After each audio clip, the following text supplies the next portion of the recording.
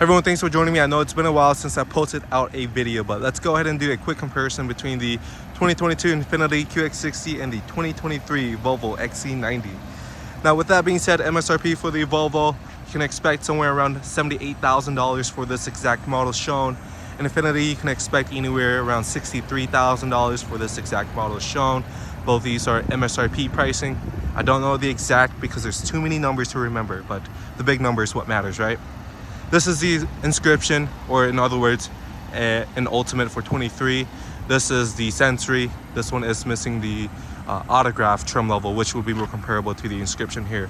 But this is what I have. If you're looking for a luxury 3-row family SUV, these two would be great options for you guys. Now let's go ahead and take a look at to see which one is worth your money or which one you would choose.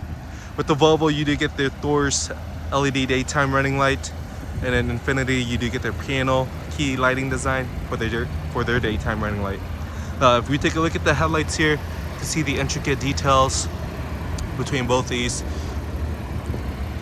And then Volvo would have their fog lights with a bunch of chrome in the front because that represents their inscription, their luxury-oriented model.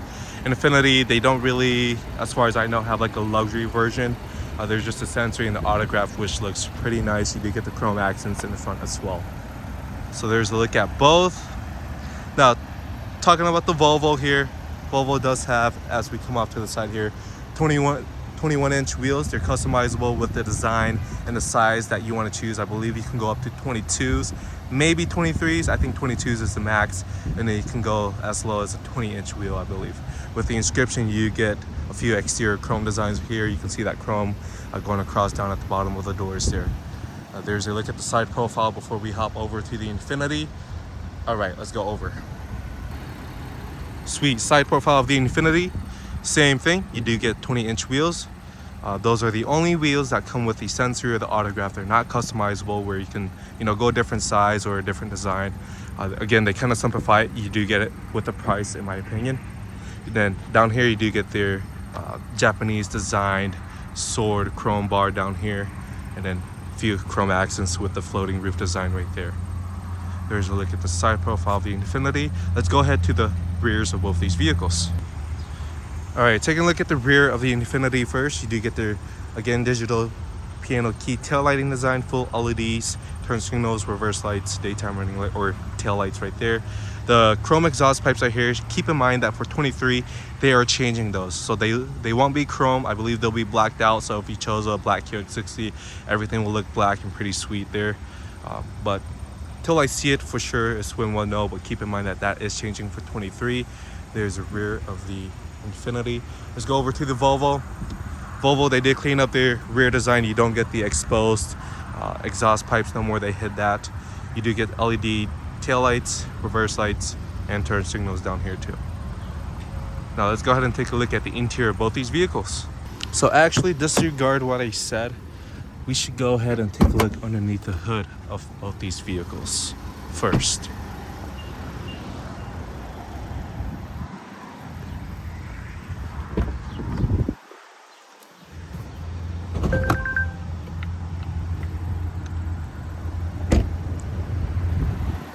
So there's a quick look at the turn signals of both these vehicles. You can see I propped the hood already. And let's go ahead and take a look underneath the hood of the Volvo. Volvo throws theirs off to the side here. You can see how wide the hood opens. Makes servicing a little bit easier, at least probably for the service technicians. With that being said, this is a 2-liter turbocharged paired with a 48-volt mild hybrid system. Power output, you can expect 295 horsepower and 310 pound-feet of torque, paired to an 8-speed automatic transmission.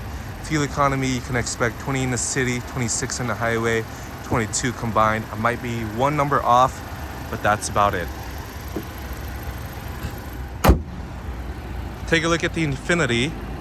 The hood latch is right in the center here. Opens decently wide, not as wide as the Volvo, but this is their naturally aspirated V6. Pushes out 295 horsepower as well, 278 pound-feet of torque. Might be slightly off there, but this is paired to a 9-speed automatic transmission now. that. I believe the Volvo can tow up to 5,000 pounds, maybe 6,000 pounds if I'm correct. The Infiniti can tow up to 6,000 pounds. If both these are properly equipped, please keep that in mind. Now let's go ahead and take a look at the interior of both these vehicles. Alright, taking a look at the interior of the Infiniti first.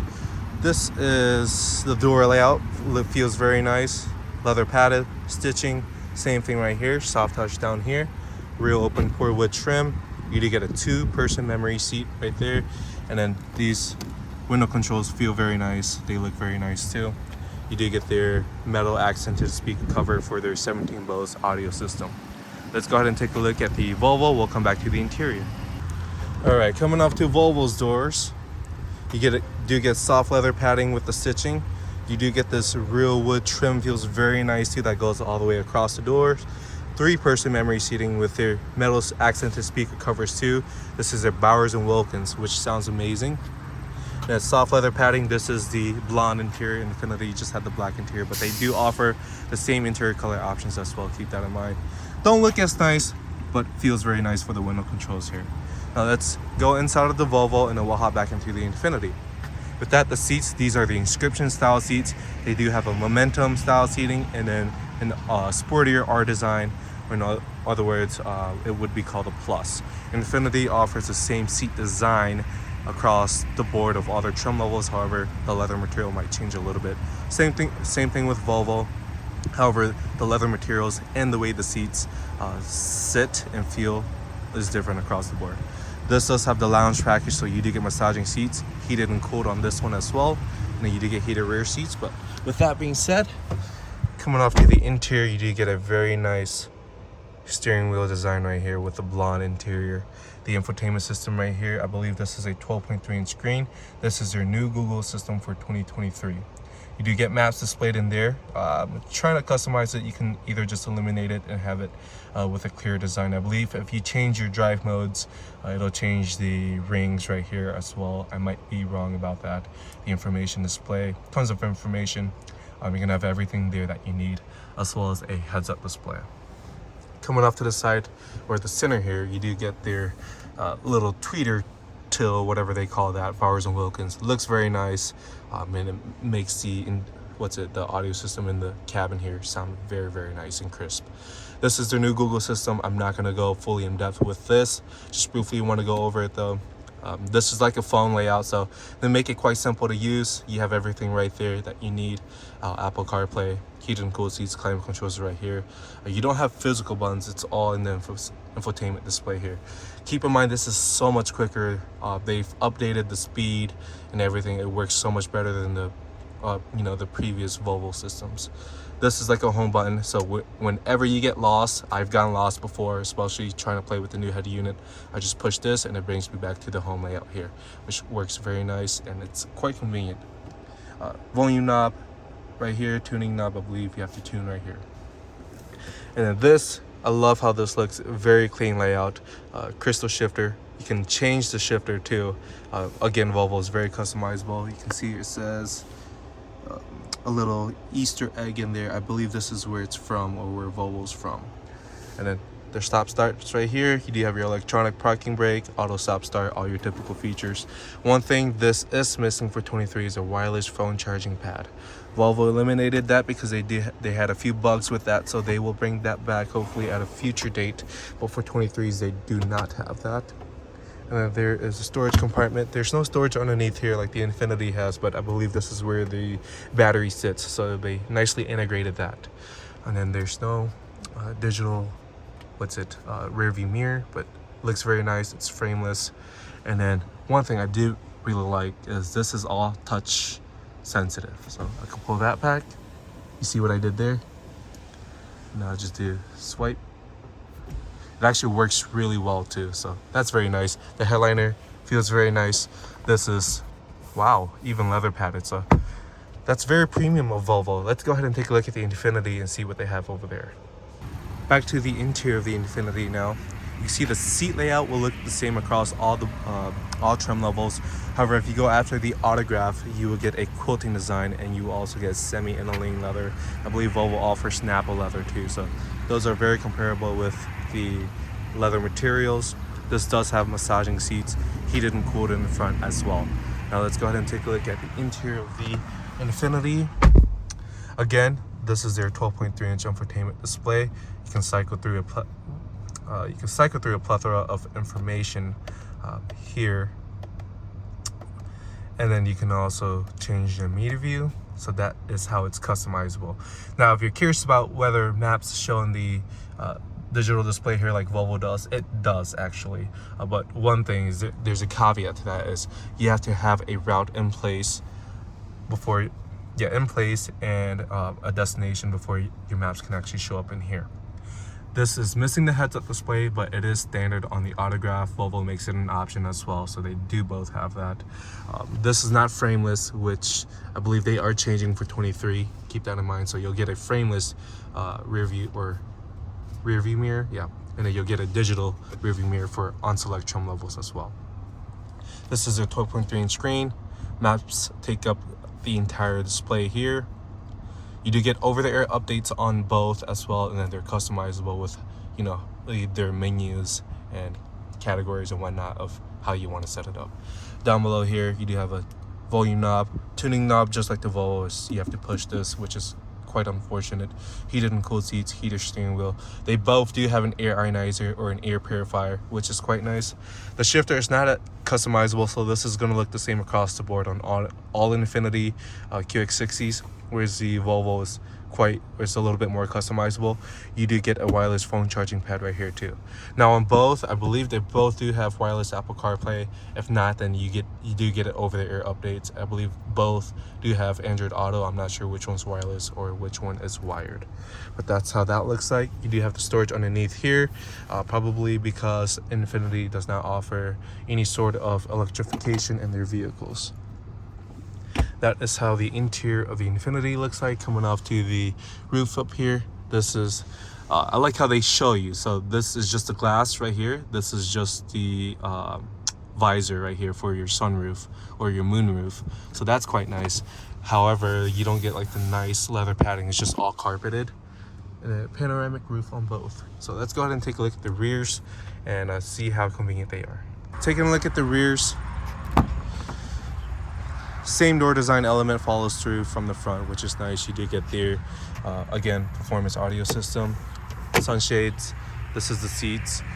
It's not as customizable whether you want a bench or captain chairs. If you want captain chairs, you have to go the top grade, whereas Volvo gives you the option. So keep that in mind. Otherwise, to access the third row, you just push a button, catapults the seat forward, and that's how you access the third row. Let me go ahead and pull the seat all the way up. And that is how the seats look like. You have a little storage compartment there. That's not a seat, only sits two in the back here. So keep that in mind. You do get a USB port with cup holders back here. Pull the seat back, coming off to the center here. Heated rear seats and your own tri-zone climate control. USB-A, USB-C ports back here to make it convenient for your passengers. And let's go ahead and take a look at the Volvo now. All right, with Volvo, they do offer the same door design as they do in the front, which is very nice. You do get, again, detailed Bowers & Wilkins right here and another metal speaker cover right here, just like how the front looks like. Manual sunshades right there like the Infiniti. Same door design again. This is the captain chairs. Volvo gives you the option of a 6-seater or a 7-seater. You don't have to choose a specific trim level like the Infiniti makes you. However, keep in mind that if you go with the captain chairs, there's no armrest right here, so your left or right arm, depending on which side you're sitting, is just kind of left hanging, and it's not going to feel as comfortable. With this, you do get heated rear seats. Both do not offer ventilated seats, however, they do offer a tri-zone climate control. I don't see any USB ports back here. It looks like that might be one or a 12-volt. But to access the third row, there's no button. You actually have to use the lever right here. Still works quite easy. That's how you access the third row. If you were to pull up the seats, I like how the seats make it look like a 2-seater configuration. Just looks a little cleaner, a little more premium. I don't see any USB ports back here at all, but you do get a little storage compartment like how the Infiniti would give you. So that is the look of the Volvo. Now let's go ahead and take a look at the trunk of both. While I'm at the Volvo, you do get a foot activated liftgate or a power liftgate as well. opens pretty quick, so you don't have to sit here and wait. One thing I wanted to show you guys is Volvo does offer a hidden hitch receiver, so it kind of helps clean up the rear, so you don't have to do like a cutout for like the hitch receiver or where your towing stuff would go. This does have the 4-corner air suspension, which Infiniti does not offer. However, this is an option for Volvo. If you were to fold down the seats, they fold down very flat, pretty quick. There's no power up or power down to kind of help with convenience. As far as I'm aware, you do get a full set or a spare tire down there, which eliminates the extra storage. But that is how the rear of the Volvo looks like. Let's go ahead and take a look at the Infiniti and see what they have to offer. All right, as we come off to the Infiniti here, they do have a motion activated lift gate, just like how the Volvo would. Otherwise, the power lift gate buttons right here. Opens up pretty quick too. There's a look at the rears. Spare tire is actually underneath the vehicle. However, if you get a hitch or a tow, there will be like a cutoff right here. Looks clean too. It doesn't look too dirty. Now, with that being said, seats, they do fold down. Not as flat as the Volvo, but still pretty flat. So there's no complaints there. Now you do have a power up, which is a pretty nice added feature here. Again, there's pros and cons between the two. This doesn't have like an air suspension, so you have one height. So if you're a little shorter, a little taller, Volvo allows you to adjust the air suspension to help with luggage. You do get underneath storage right here, which is nice. You can throw any wet clothes or any of that sort. And I love how this sits up. I noticed that when I threw it up, I didn't have to hold it up, so that's nice. That is the look of the rear for the Infiniti. Let's go ahead and finish up the video. Alright guys, as I wrap up the video, I wanted to keep in mind that the Volvo was $78,000 MSRP. The Infiniti was about $63,000. Now we gave you the autograph package or trim level, which is about probably $5,000 more, $4,000 to $5,000 more, somewhere around 66 to 68,000, and it being a 23. This is a 23 for 78,000, so about a $10,000 difference between the two. Which one would you guys go for? Now, the autograph would have the captain's chairs and the interior difference. That's about it with the heads-up display. So there's not much of a difference there if we were to just add those on. So if you were to come into this lot and look at both these vehicles, please let me know which one you guys will go after. If you guys have any questions or if I might have missed anything, please let me know down below in the comments. Other than that, thanks for joining me. I will probably have a lot more content coming your way soon, especially with an autograph model that we have and something more comparable to the Volvo. Other than that, I will see you guys in the next video.